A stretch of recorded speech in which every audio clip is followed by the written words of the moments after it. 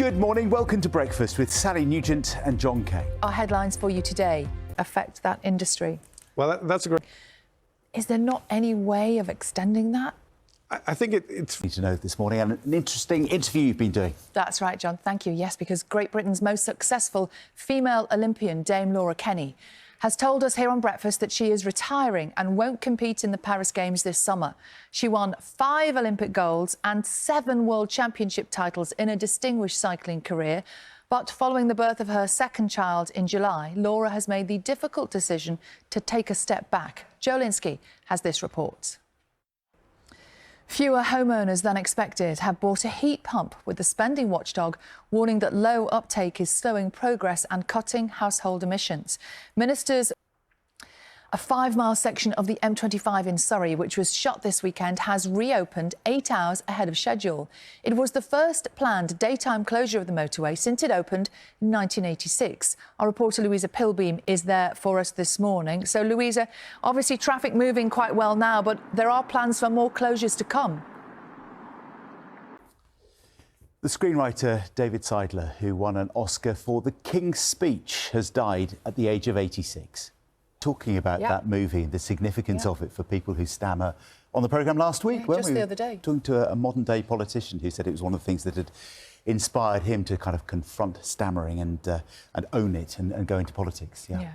Now, it's 11 minutes past 6. Let's say a proper good morning to our Carol. 13 minutes past 6. Let's look at the Monday morning papers, shall we? And the Times. At 6:15, 35-year-old Claudia Lawrence disappeared in 2009, prompting the biggest missing person inquiry in the history of North Yorkshire Police. Well, today marks exactly 15 years since Claudia failed to turn up for work as a chef at York University, and police have made a plea today for those with information to break their silence, as Graham Satchell can tell us. And if you want to hear more of Joan Lawrence's interview, she has been speaking to reporter Ellie Fiorentini for a 4-part BBC Sound series called Claudia Lawrence, A Mother's Story. Now, a state of emergency is in force in southern Iceland after the 4th volcanic eruption since December.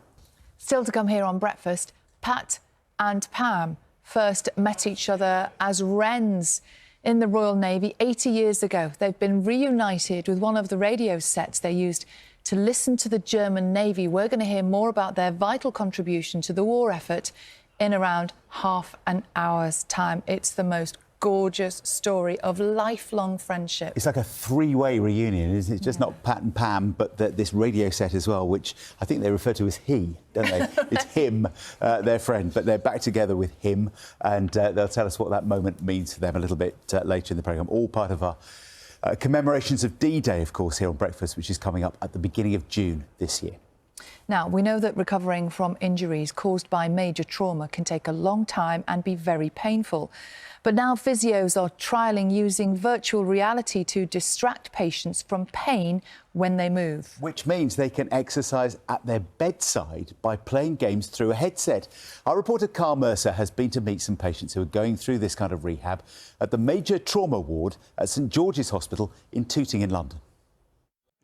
It's Carl Mercer reporting from that hospital in Tooting. It's quite bizarre, isn't it? Seeing somebody watching someone do that. You can't see what they can see, but amazing technology and being put to such good use. Well done. Yeah, and doing them good, It's 6:28, time to get the news, the travel and the weather where you're waking up this morning.